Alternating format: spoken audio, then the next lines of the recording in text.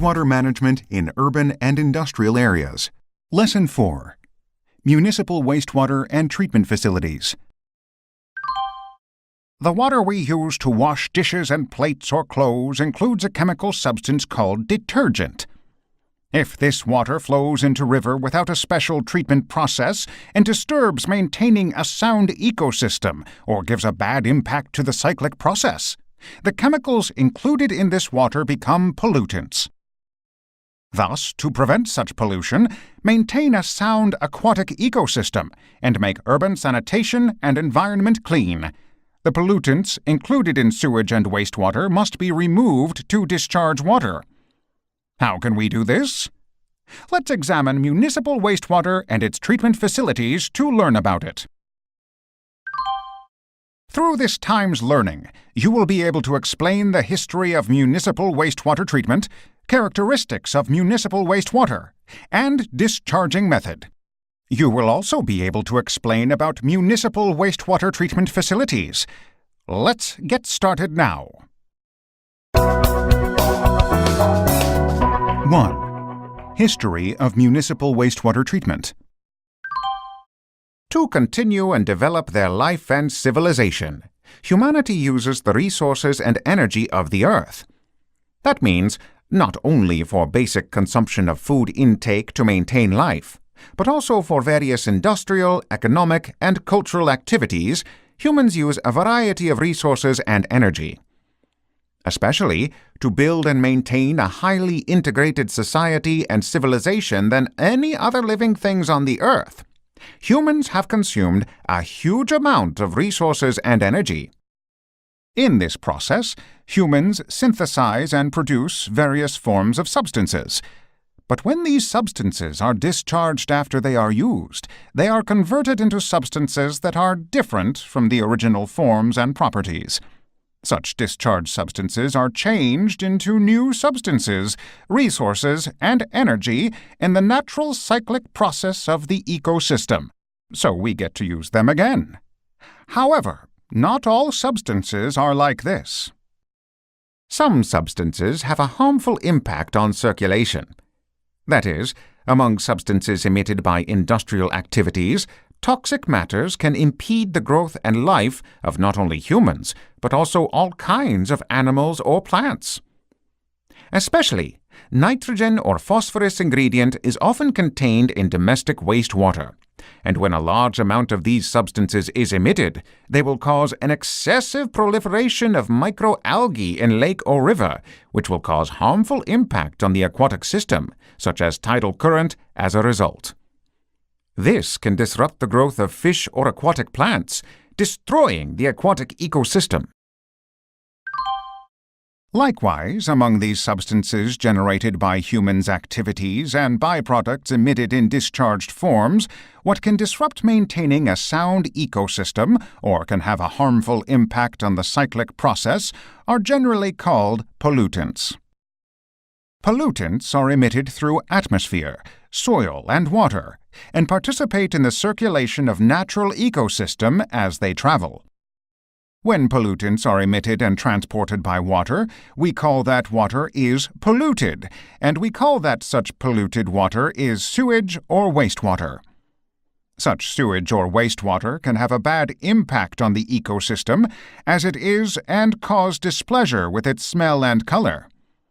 Also, if it includes a pathogenic microbial or virus, it becomes a medium of waterborne infectious disease. Therefore, managing and treating sewage or wastewater from its source of cause is very important, not only to maintain a sound ecosystem, but also for health and sanitation. Management and treatment of pollutants mean reducing the amount of pollutant emission as much as possible, eliminating emitted pollutants, reusing and retreating those that cannot be eliminated, and other byproducts that can be generated from elimination process, as well as making them into resources and energy, minimizing the impact on ecosystem, health and sanitation, environment, and converting them into a useful or harmless form and returning them to the natural ecosystem.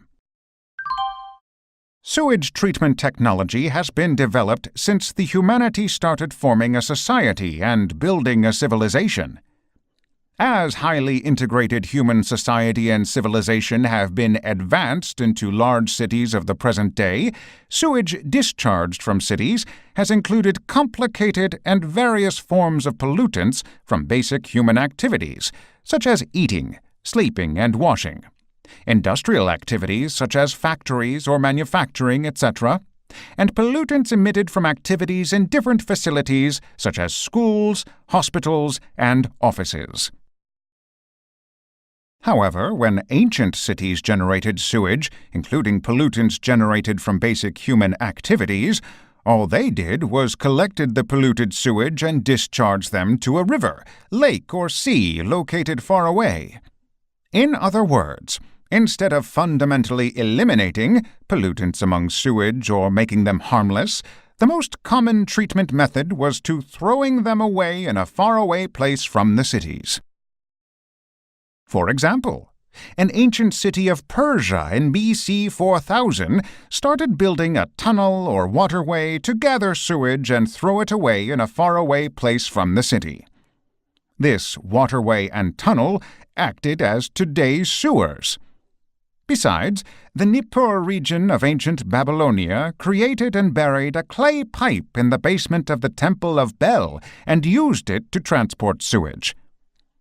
In BC 2500, the Mohenjo-Daro civilization installed sewers connected to individual houses, and individual sewers used a drainage system that was connected to huge sewers for sewage treatment. After around BC 2000, Egypt and Iraq started filtration treatment that would filter substances contained in water by making water in a valley or river goes through a sand bed. The principle of this filtration treatment is the same as that of sand filtration in the current water purification treatment process. Although it does not treat sewage directly, it has an important meaning as it treated pollutants in water and began using purified water as drinking water. Also, the Sanskrit scriptures explain how to purify polluted river water or well water by directly boiling it or putting it in a hot metal plate in it to apply a sterilization process, and by filtering it through a sand bed or charcoal as a method of eliminating pollutants. Likewise, the method of eliminating pollutants by passing through charcoal has the same principle as present-day's activated carbon absorption method. The area near the Persian Gulf in BC 1000 is called Bahrain today, which started using an individual flushing toilet. From BC 300, Romans built a water bridge to bring drinking water from faraway river, valley, reservoir, etc. to Rome, as well as a system to discharge used sewage using sewers. Thanks to such infrastructure, Rome, where a huge population resided, could continuously develop, and the public bath and restroom that the Romans are proud of could be built thanks to the development of these sewage facilities. However, unfortunately, the Romans' practical knowledge on water management could not be spread worldwide. Why is that? Because the water supply and sewage treatment sewer systems of Rome were the latest technologies at that time, which required a huge cost to construct, maintain, and manage them. Thus, only economically rich cities could build such system. What most other cities could do was throwing away sewage into a river, streamlet, or trench that flew inside the city.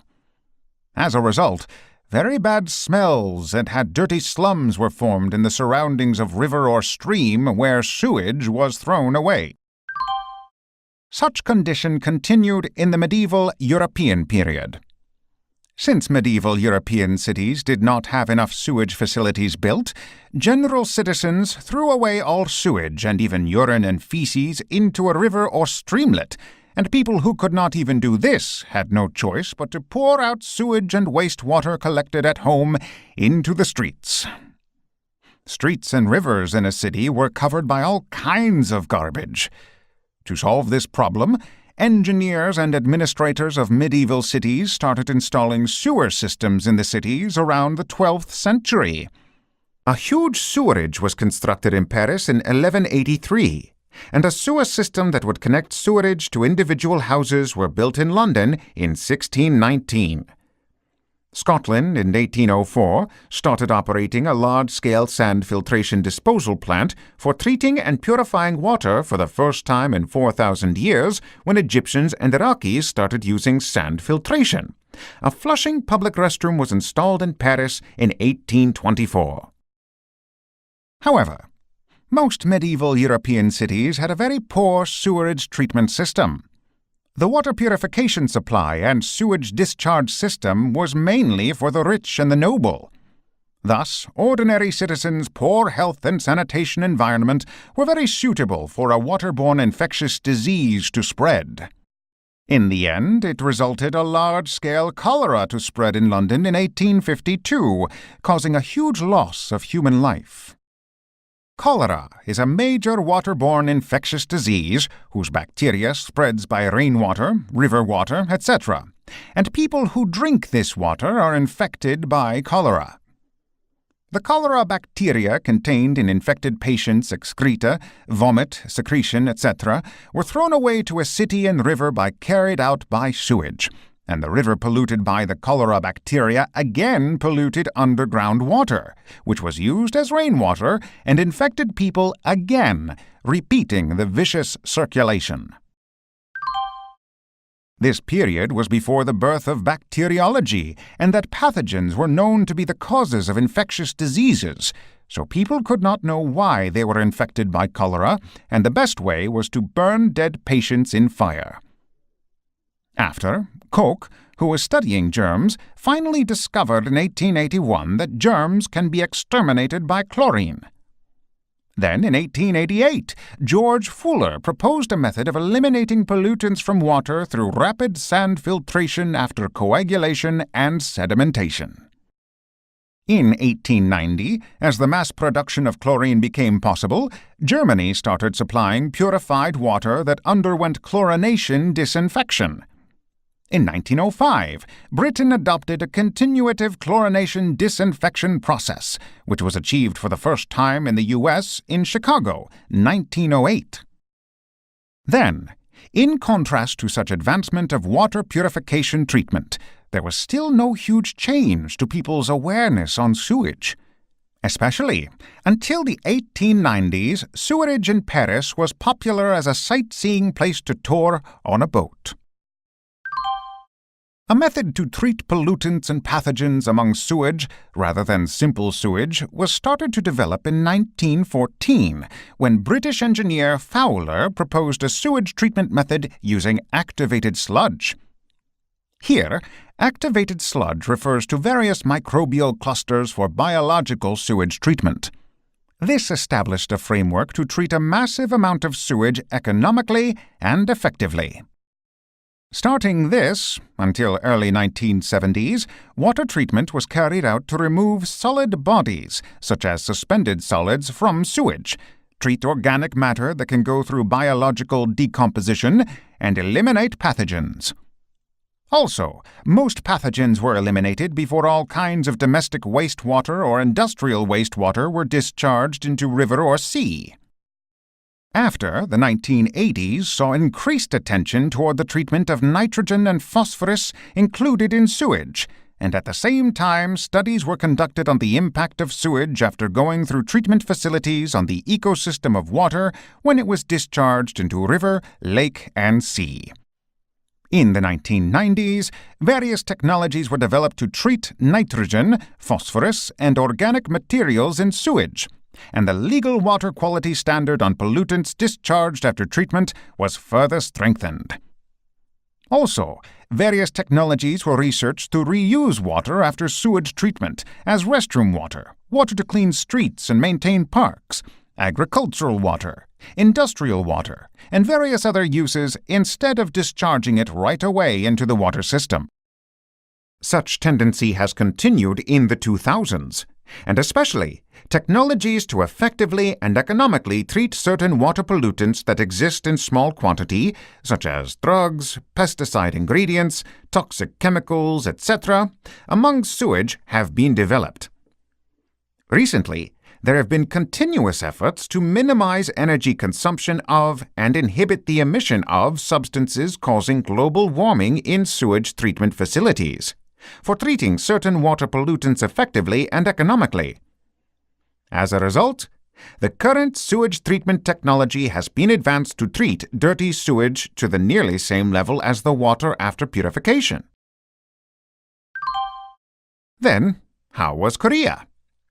Until 1980s, South Korea focused on building infrastructure for sewage treatment, such as basic sewers and large-scale treatment plants.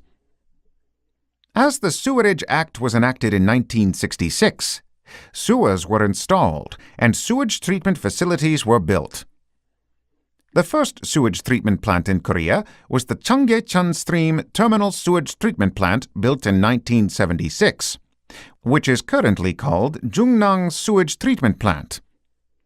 15 tons of sewage generated in Seoul was treated through these treatment facilities. With the construction and development of cities, building additional sewer and sewage treatment plants was very difficult and took so much time and cost. However, since a facility to collect the sewage generated and transport it to a sewage treatment plant were needed, the Seoul city distributed about 10,000 kilometers of sewers throughout the city by the end of 1979. Then, as it started collecting the fee of using sewerage from October 1983, it could source finances to install additional sewerage facilities. Thus, it built the Tancheon Sewage Treatment Plant in 1983, and Sonam Sewage Treatment Plant and Nanji Sewage Treatment Plant 1 in 1984. Then, a critical water pollution accident occurred in the 1990s. It was the phenol leakage incident in 1991 and organic solvent pollution accident in 1994 in Nakdong River accident. When the incident occurred, as there was no proper installation or effective operation of sewage treatment system, pollutants emitted into river and lake flew into the water purification treatment process in the end. This showed there could be a harmful impact on tap water that people drink, and also destroy the aquatic ecosystem in a river valley. As a result, the existing Sewerage Act was revised in May 1994, and sewerage duties were transferred from the Construction Department to the Environment Office. In December of the same year, the Environment Office was promoted to the Ministry of Environment. In 1996, under the supervision of the Prime Minister's Office, the Comprehensive Water Management Measure was established, which had 27 trillion Korean won of finances invested by 2005, and achieved the improvement, additional or new construction, and expansion of basic environmental infrastructure throughout the nation. That is, rather than being satisfied with having sewage treatment simply treat and send out polluted water, guaranteeing safe water quality in public waters and preserving aquatic ecosystem in all national lands were developed as the final goal. From 2000s until the present, based on continuous investment, the sewerage installation rate nationwide has been increased to higher than an average of 80%, and efforts have been made to increase the population distribution rate, the percentage of people receiving sewage treatment benefits in sewage treatment areas, to be higher than 90%. As a result, the sewerage installation rate and distribution rate of large cities such as Seoul or Busan have become almost 100%, and various projects are currently ongoing to make sure that the rate is higher than 80% in farming, fishing, or mountainous areas. By building not only large-scale sewage treatment terminal facility, but also small sewage treatment facilities, more small individual sewage treatment facilities and sewerage and farming and fishing towns are being constructed. 2. Characteristics of municipal wastewater. In general, municipal wastewater is divided into household wastewater or wastewater emitted from households and industrial wastewater caused by industrial activities. The Korean Act on Sewerage defines wastewater as sewage, which includes wastewater occurring not only from everyday life or economic activities of humans, but also underground water and rainwater that flow into sewerage. If the cause of sewage is clear, like households or factories, and the types, concentration, and amount generated of emitted pollutants can be measured, they are called point sources. On the other hand, if pollutants flow in through farmland, forest, unspecified surface, underground water, etc., and thus it is difficult to conjecture their first place of origin, concentration, and amount generated, they are called non-point sources. For example, when rainwater flows on rice paddies and fields and flows into a river or underground water while carrying pesticides or fertilizers, it becomes non-point source. Such non-point source usually occurs in mountainous or farm or fishing areas, but urban areas also cause a huge amount of non-point sources as rainwater flows on asphalt roads and impervious surfaces on a rainy day. The main ingredients of municipal wastewater include suspended solids, biodegradable organic matter, non-biodegradable organic matter, nutrients, pathogens, heavy metal, dissolved inorganic matter, micropollutants, endocrine-disrupting chemicals, etc. Let's take a closer look at each of the ingredients. Suspended solids are particulates whose size vary from micrometer to centimeter. If they are emitted into a water environment, they sink to the bottom of river or lake, ending up in either sedimentation or corrosion. Biodegradable organic matter mainly consists of protein, carbohydrates, and fat that are used in microbial metabolism and can be biologically decomposed. They can be quantified by the method of measuring biochemical oxygen requirement.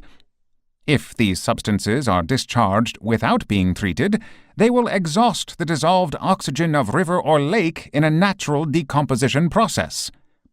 If this continues, it will deplete oxygen, create a bad smell, and make fish die and float to the water surface. We usually call that this river or lake has rotten water. Non-biodegradable organic matter, unlike biodegradable organic matter, is not decomposed by a regular biological sewage treatment method.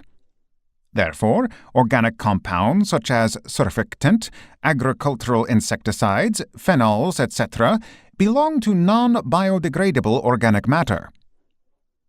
Nutrients are mainly nitrogen and phosphorus, which are essential for the growth and metabolism of living things along with organic carbon, so they are included in human feces, livestock manure, food wastewater, industrial wastewater, all kinds of detergent, surfactant, etc.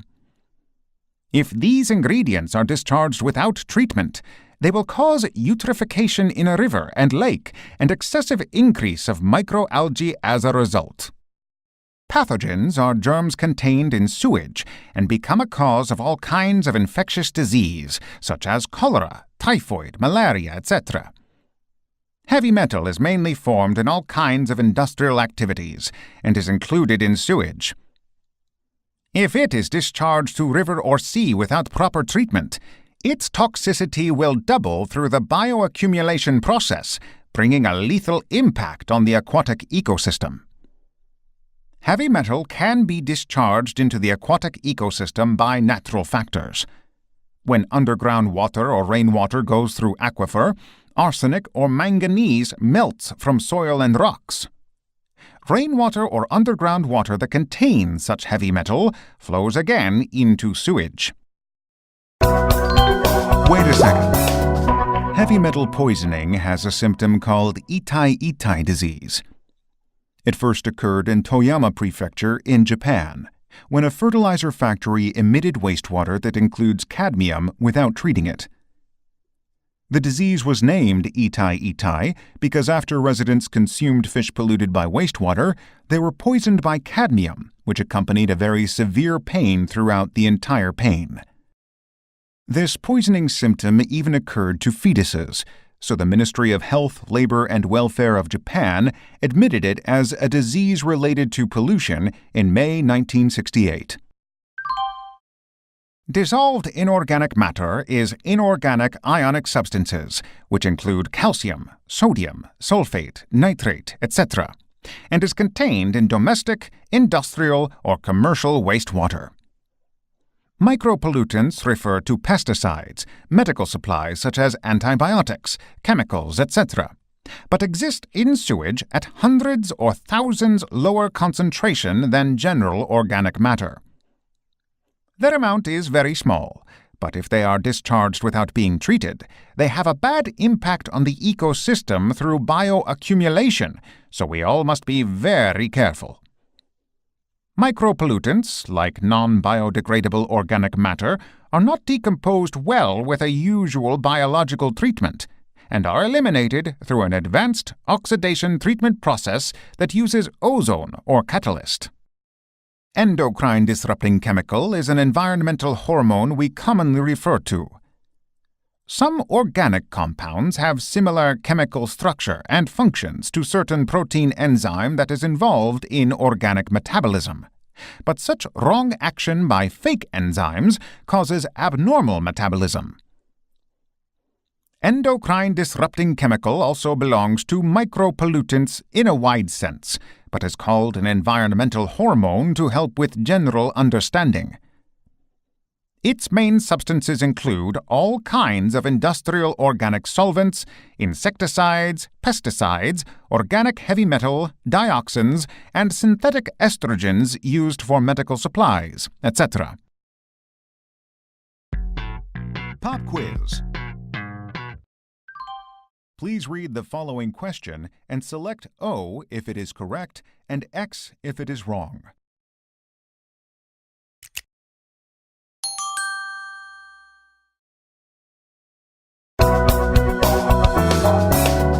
Three. How to discharge municipal wastewater. Not only domestic wastewater from households and industrial water from factories, but all substances like rainwater and underground water flowing into sewage must be collected into sewers, transported into a terminal sewage treatment plant, and discharged to a river or lake after going through an appropriate treatment. In domestic, municipal, and commercial facilities, sewers are installed, each of which is connected to a huge sewage pipe. In a dry season, when it does not rain, sewage discharged from only domestic, municipal, and all kinds of commercial facilities will be collected and transported into sewers.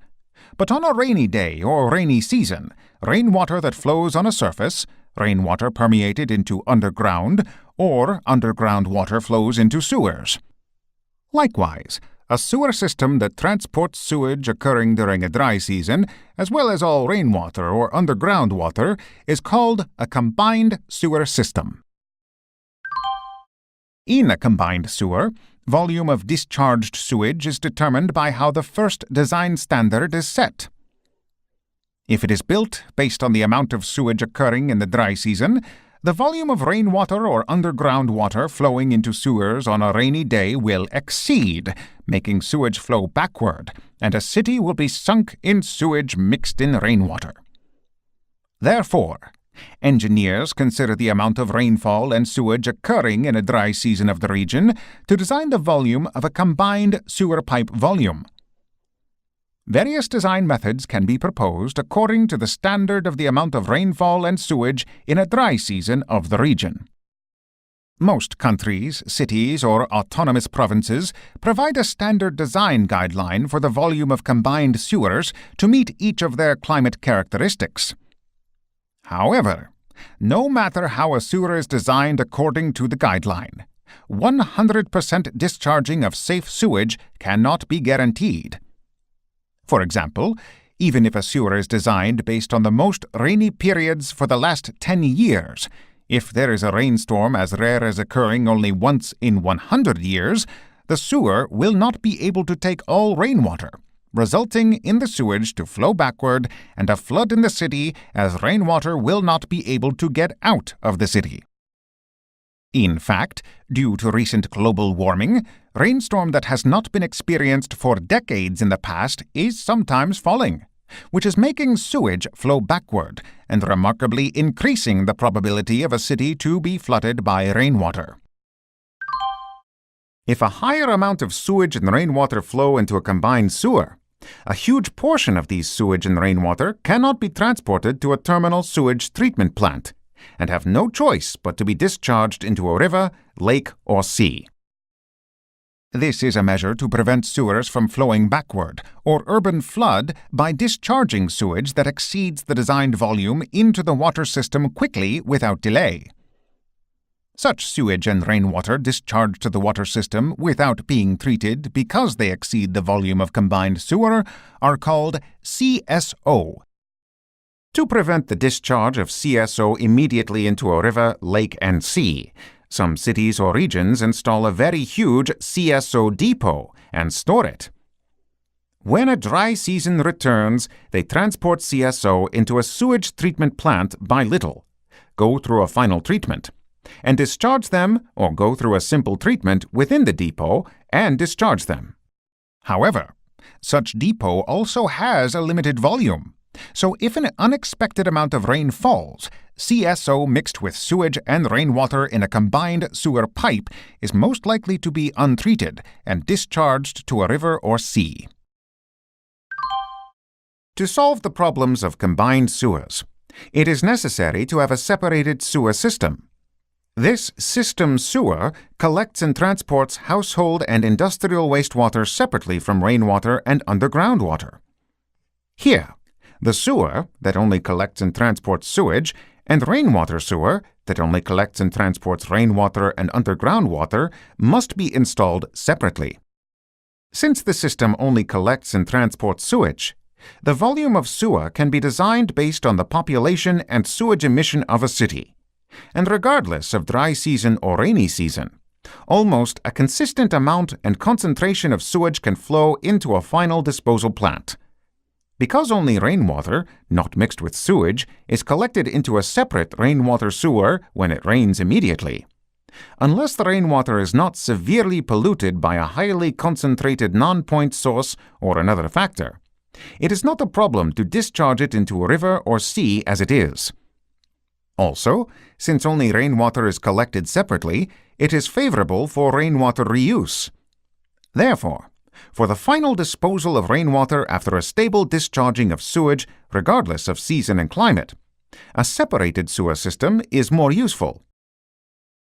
However, since a separated sewer system must install sewer and rainwater sewer separately, it costs much more for initial installation and maintenance or management later on than the combined system. Thus, by identifying the area's precipitation pattern, rainfall amount, and sewage characteristics, it is better to make a decision after determining whether a combined system will be more efficient and economic or separated system will be better. For example, in a region with a noticeably low difference in the rainfall amount between a dry season and rainy season, it is not necessary to install a separated system by spending a huge cost. Installing a separated system in an area that has a very low amount of sewage generated and have a very low concentration of pollutants is inefficient, as its economic effect is lower than the investment cost, so there is no need to choose a separated system. 4. Municipal wastewater treatment facilities. How is municipal wastewater treatment carried out? First, sewage flows along a sewer into the final disposal plant, goes through various treatment processes, and is discharged into the water system. Such discharged sewage must be treated so that the concentration of pollutants is below the legal effluent water quality standard. Here, legal effluent water quality standard varies by nation and even by local government within a nation. If sewage is naturally purified, Pollutants are filtered naturally by sand or oil as they flow into river, sink, or stick, is decomposed by microbial while consuming oxygen, and is disinfected through exposure to UV rays. In today's sewage treatment, pollutants are also decomposed and stabilized by natural purification according to the same principle. But compared to the natural process, the modern process keeps a very fast decomposition and stabilization speed of pollutants and maximizes reaction efficiency. The general sewage treatment process into 3 stages: primary, secondary, and tertiary treatment. In the primary treatment process, pre-treatment, such as screening, grit chamber, oil-water separation, and primary sedimentation or settling occur. The secondary treatment process carries out bioreactor, secondary sedimentation, or final sedimentation. Tertiary treatment process does chemical coagulation, UV ray disinfection, and chlorine disinfection, membranes and filter or sand filtration, and activated carbon or ionic exchange resin treatment. What is the removal principle of each stage? Primary treatment process includes physical enmeshment, sedimentation and floating by density difference with water, and the principle of secondary treatment is decomposition and stabilization by microbial metabolism as well as sedimentation by density difference with water. Lastly, the principle of tertiary treatment process is chemical coagulation using coagulants, disinfection by chemical action, physical enmeshment or phase separation, and elimination of pollutants based on absorption or ionic exchange.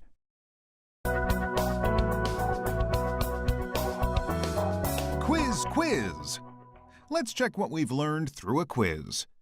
3 questions will be given, and you will have 2 chances. Then let's start.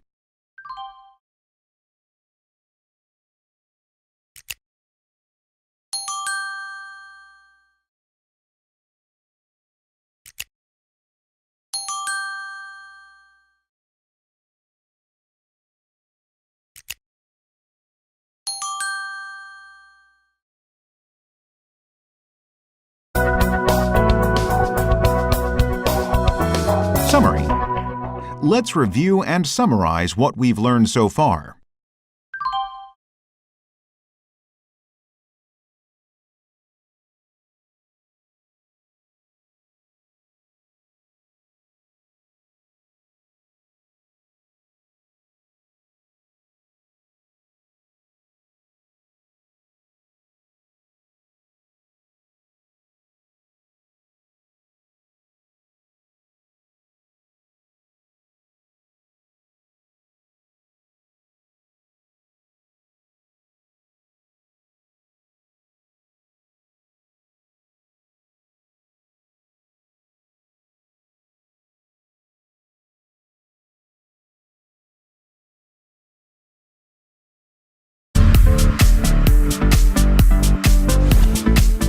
We learned about municipal wastewater and treatment facilities this time. Next time, we will learn about measurement and physical or chemical treatment of municipal wastewater pollutants. Thank you very much, everyone.